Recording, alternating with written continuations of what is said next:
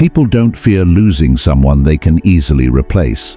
They fear losing someone rare, someone grounded, unshakable, and self-sufficient. This video isn't about playing games or pretending to be cold.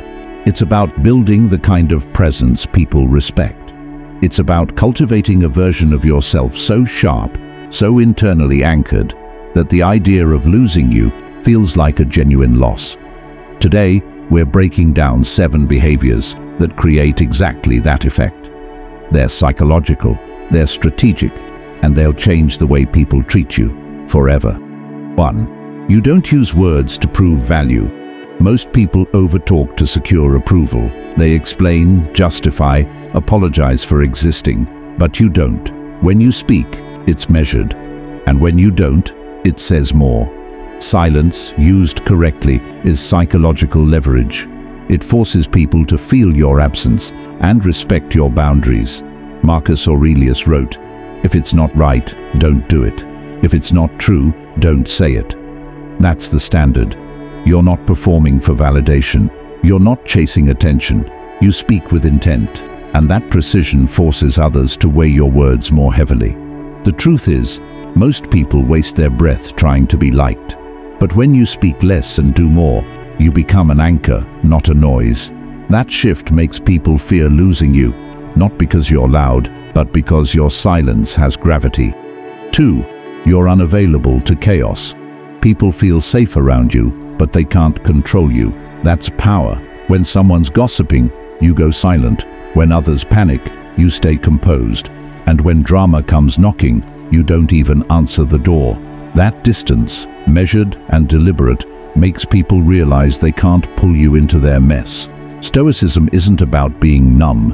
It's about not letting other people's instability become your emotional baseline. You don't absorb, react, or engage with emotional bait. And when you stop making yourself available to chaos, 2 things happen. People stop trying to manipulate you, and they start valuing your presence more, because it's not always accessible. Your calm becomes rare. And in a world drowning in noise, a calm man is irreplaceable. 3. You never attach your worth to being needed. There's a difference between being valuable and being used. A lot of people confuse the two. They make themselves indispensable just to feel important, but what they're really doing is trading dignity for dependency. You operate differently. You help when it aligns with your values, not when it feeds your ego. You walk away from relationships, jobs, and dynamics where your worth is measured by how much you sacrifice, because you don't need to be needed. You'd rather be respected than relied upon for the wrong reasons.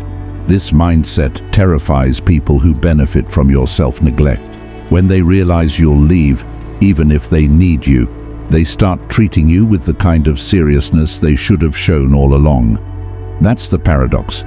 When you stop clinging, people start chasing. 4. You stay rooted when others waver.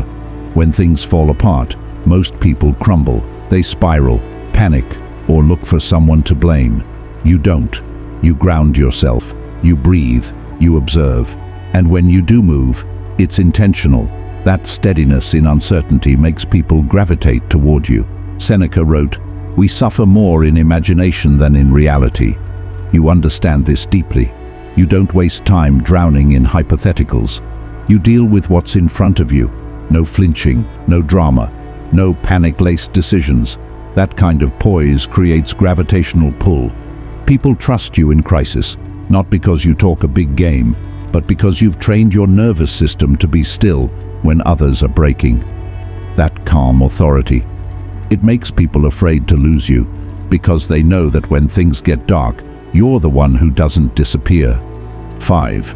You walk alone without losing yourself. You're not afraid of being alone. You've already done the work most people avoid, sitting with your thoughts, your past, your flaws. You've stripped yourself down to the essentials and rebuilt your identity from the inside out. So now, whether people come or go, you remain. This kind of self-containment is rare. It means you don't need constant reassurance. You don't need validation.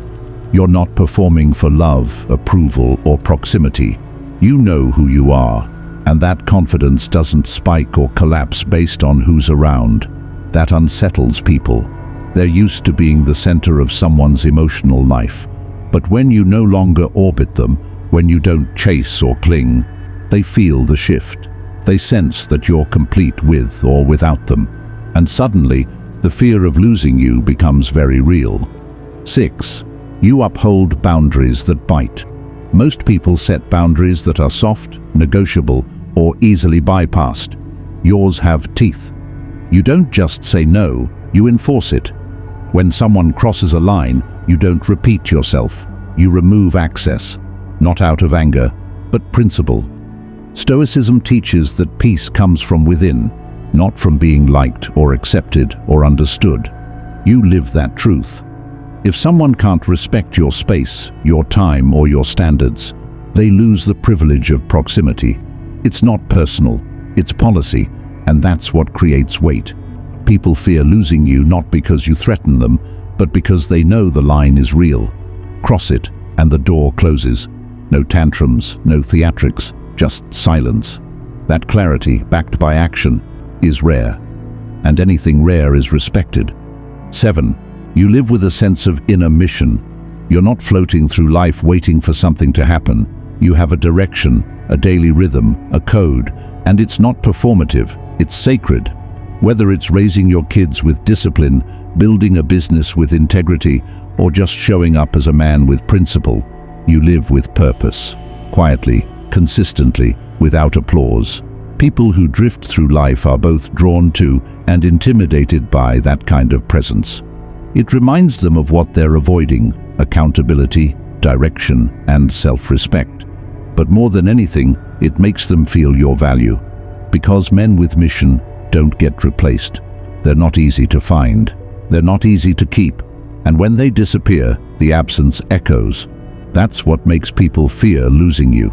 They know you'll keep moving, with or without them. When you stop begging to be kept, you start commanding to be valued. These aren't tactics for manipulation. They're habits of self-respect. You don't build fear by being cruel.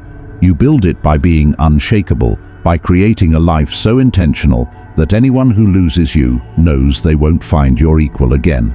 So here's your move. Start small. Cut out emotional reactivity. Speak less. Move with clarity. Live by principle, not pressure. Every step you take in that direction makes you harder to exploit, easier to respect, and impossible to replace. If that's the life you're building, subscribe. This channel is for people who are done playing small, and check the description below. Inside, you'll find the best tools and resources I've curated to help you live sharper, stronger, and more stoic every damn day. Stay steady, stay rare.